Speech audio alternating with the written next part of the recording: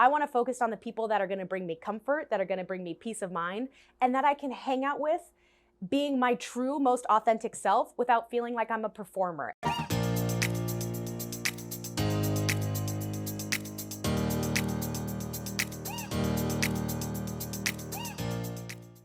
Hi everyone, welcome back to my channel, or welcome to it if this is the first time you are seeing my face. Thank you for clicking on it. My name is Jacy and I like to do story times and chit chats on this channel.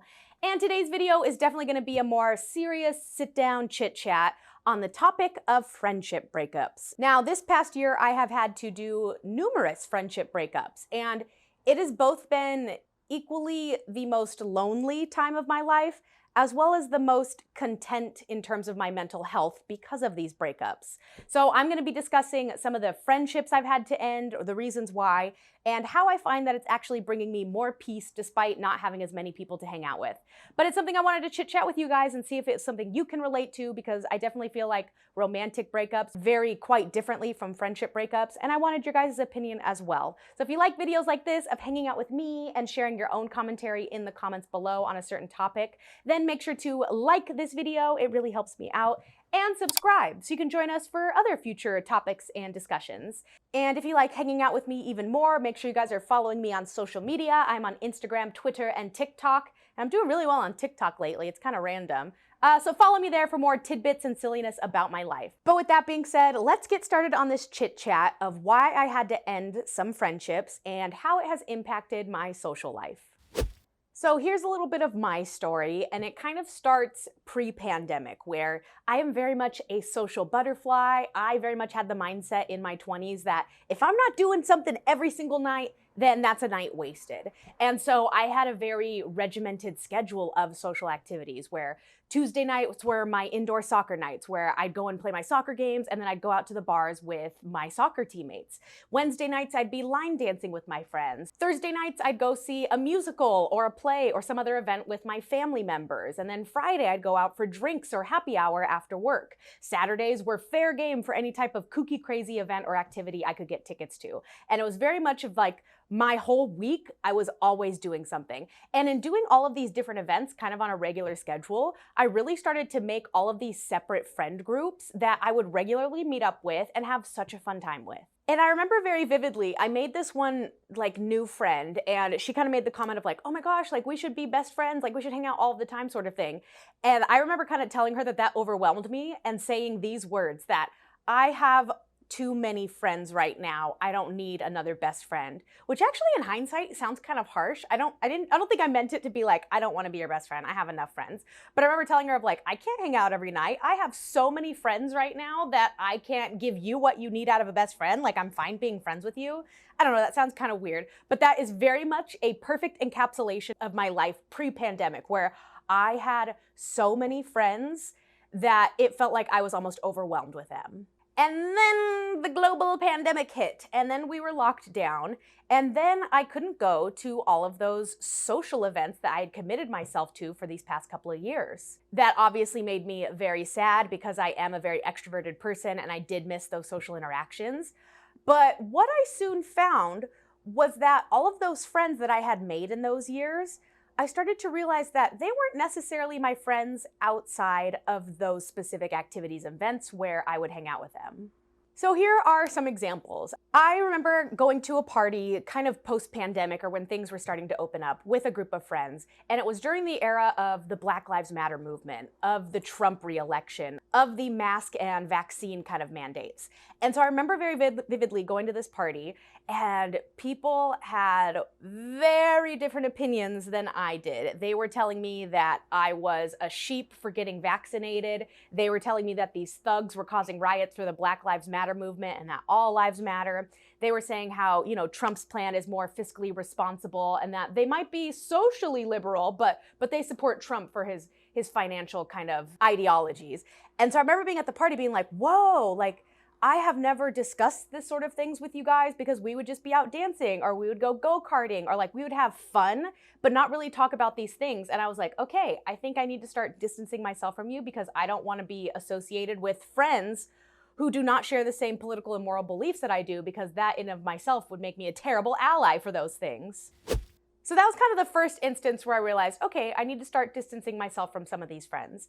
Then another instance was I hung out with a separate group of friends and, they invited me along and I kind of went in with this new clean slate of, okay, like, are these friends really my friends or are they only my friends in the scope of the activity that I hang out with them for? So we go out to dinner, we go out for drinks, and I realized that I am there to be the entertainment. I am there to keep the conversation going, to be the one to ask the fun questions, to get updates on all of their lives.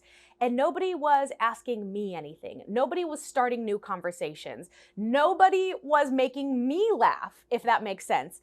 And it felt like I was a performer. It felt like I was not comfortable hanging out with this group of friends, that I was only there to make everybody else laugh or to ensure everybody else was having a good time. And it made me not have a good time. And I remember leaving, hanging out with them, being like, well, they probably had fun because I made sure that they had fun because I felt that that was my social role within this group. But I didn't have fun. I felt exhausted. I felt like my social battery was completely run out because I was the one ensuring that everybody was laughing, having a good time, that the party kept going, we went out for more drinks, and that it was a memorable night for everybody else but myself. So that was another group of friends that I was like, maybe I need to take a step back and realize that I am your friend, but you perhaps aren't my friend. Another great example would be I have been kind of living my best life here in LA. I have kind of been re-adopting that mindset that I want to make sure I am doing something fun every single night of the week, or that I am showing on social media all of the cool things I recommend to do in this city. So I had a couple old friends who see kind of what a cool life that I'm living, and they would message me on social media being like, hey, I'm in LA too, where's my invite? Or hey, let me know the next time you do something, like this looks super fun. And so I remember I actually did invite one of those old friends out because I was going to an event, I had an extra ticket, and I was like, yeah, come along. We go and hang out, and kind of similar to the previous example was that I don't think I necessarily had a great time, but I think they had a great time because I was doing all of the work, putting in all of the energy of asking questions, of, making sure I'm keeping them laughing, telling jokes, but they didn't make me feel like I was their friend. They didn't make me feel like, hey, are you having a good time? Am I making you laugh? Am I asking you questions and keeping the conversation going myself?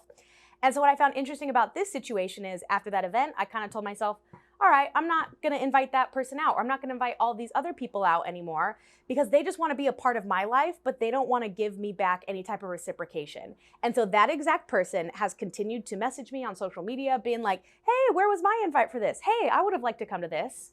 Have they invited me to anything in Los Angeles themselves? No.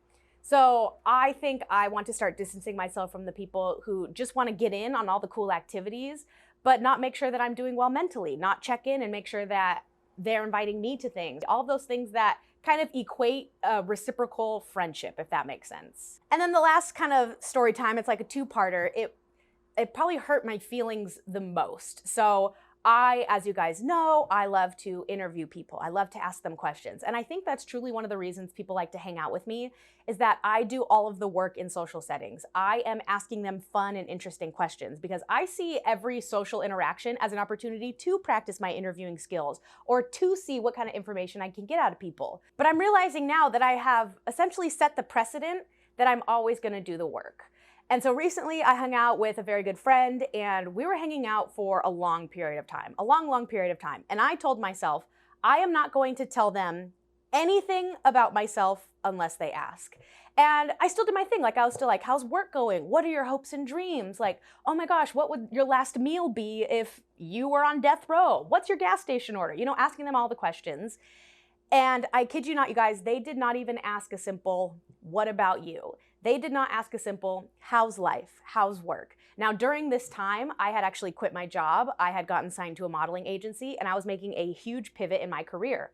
That is definitely something normally that I would come forth with that information, be like, guess what, you guys? I quit my job and I'm gonna be a model. Isn't that exciting? But I really wanted them to simply ask about it. And I hung out with this person for a long time and they did not ask me a single question about myself. And it broke my heart. And after we hung out, I kind of stood up and I told them, hey, I just want to let you know, you didn't ask me a single question about myself for the entire time that I've been here. Yet I can tell you how your cousin's newborn baby is doing. I can tell you what your boss's wife just named their newborn kid, but you don't know that I just quit my job and am pivoting in my career. And I kind of told them off a little bit and said, that really hurts my feelings because it shows that you don't really care about what's going on in my life. You just want to talk about yourself. And that's not a reciprocal friendship. And then similarly, I hung out with another person where because of this experience, I told myself, you know what? I'm not even gonna interview this person. I am not even gonna talk unless they ask questions. If they start asking me questions, then I'll start asking them questions. But I don't have the patience anymore to do all of the work. So I hung out with this person. I kid you not, you guys, we sat in silence. We sat on our phones, or we just kind of people watched, and we didn't even talk because they were so used to me doing all of the work that for them, fathoming even asking me a question wasn't even an option. And we sat there in silence and we hung out for a few hours. And I just remember thinking, I'm not having a good time because I'm not the one making sure we have a good time, and I'm kind of sick of it and I don't want to do this anymore. So I bring all these snippets up because at the beginning of this year, I kind of made a promise to myself that I will be more selfish this year, that I'm going to focus on all of my career goals. I am really going to hone in on what I want to do in the entertainment industry. And I don't have time to be everybody's entertainment. Except for you guys, because you're part of my job, I guess. But I just mean in my interpersonal relationships, I do not have the energy to ensure that everybody else is having a good time. I do not have the energy to be reaching out to those soft acquaintances and maintaining those friendships when I have so many other things going on and they aren't necessarily doing the same for me. I am totally fine with maintaining friendships on a social media level or, checking in every now and then. But if you guys want to hang out with me, you got to put in the work and you got to make sure that I'm having a good time too. Otherwise, I'm just going to stop hanging out with you. So I have essentially been breaking up with a lot of friends this year, and some have been more explicit. Some I've said like, hey, you know what? Like, I just don't think I have the energy to put forth the work in the sense of always doing the interviewing or always doing, the social kind of commentary when it comes to hanging out. I just don't think now's the right time to hang out.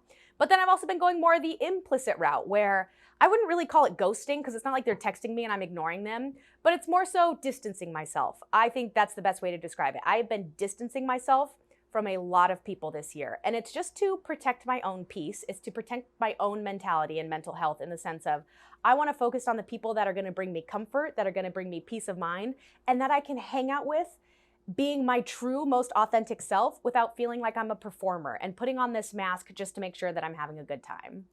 So as a result, we're about halfway through the year, and I have just sliced down my social circle to the bare minimum. I am kind of only hanging out with my family members who I hang out with all the time. They're my best friends. I'm so, so grateful to be so close to my family, as well as some of my high school best friends that I'm still only best friends.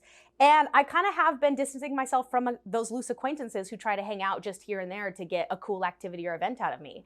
And I'm not gonna lie, this past week, which is the reason I wanted to make this video, it felt weirdly lonely because I got invited to an event and they gave me a +1. So, I reached out to my mom, to my brother, to some of my cousins who are in town and they couldn't make it. I realized a lot of my best closest friends don't even live in this state, so they couldn't come. And I kind of had this weird panic where I was like, oh my gosh, I don't have any friends. I don't have any friends I would want to invite to this party. Yes, I have those loose acquaintances, but if I bring them, I'm just back to square one where I'm taking them to cool things, but still doing all of the work and not having a great time myself. And so I went to this event alone, and it was the best choice I could have made. I realized that I kind of thrive as an independent social interactor, essentially, because I can make new friends so easily, where it was less about making sure that the person I brought was entertained and having a good time and that I didn't have to leave them alone sort of thing. But I could go out and flourish and be like, oh my gosh, what do you do? What's your Instagram? We should go to an event. You be my +1 next time. And it was so enlightening realizing that I can still keep my best friends and my social circles super small while still going out and making new friends. It's not that I'm closed off to making new friends. I truly think that I'm in a new chapter of my life where I don't want to hang out with the people who aren't bringing me peace, but still seeking out new people who might be my new form of peace, who might be my new next set of best friends. And I think this is truly evident because I've made so many friends in all of my travels recently where I have a separate set of best friends in Chicago now. I go to St. Louis and I have besties there. I've been to Boston and made some great new friends. I've been doing some little modeling gigs and acting gigs where I'm on set and I'm like, I could hang out with you. We should go out for coffee sometime. You were such a hoot. And if we don't hang out in person, I'm gonna follow your life on social media and hype you up and comment on everything because you were such a delight and I'm rooting for you. So that's kind of where I am right now. I kind of just wanted to more so start this dialogue and ask you guys if you have had any best friends, or if you have had to distance yourself from friends, because I think as I'm getting older and as I'm approaching 30, I really want to surround myself with people who are going to be mutually beneficial in my happiness, who I can be comfortable with, but also have fun with, and not feel like there's this responsibility that I need to entertain them. So let me know if you guys relate to that. Let me know if you've had any crazy kind of friend breakups. I haven't had any official, like, that's it, we're done, no more drama, because I don't really surround myself with drama in that sense. But I would love to hear your guys' story and thoughts on this topic. But I thank you guys so much for sitting down and chit-chatting with me today, and hopefully you guys can share your own stories in the comments. But I will see you guys in the next video. Toodles! I think I did my eyebrows too dark. I can't see the camera screen from here because I don't have contacts in or my glasses, but I can see my eyebrows, and that's not normal. All right, I'm not using this eyebrow pencil anymore.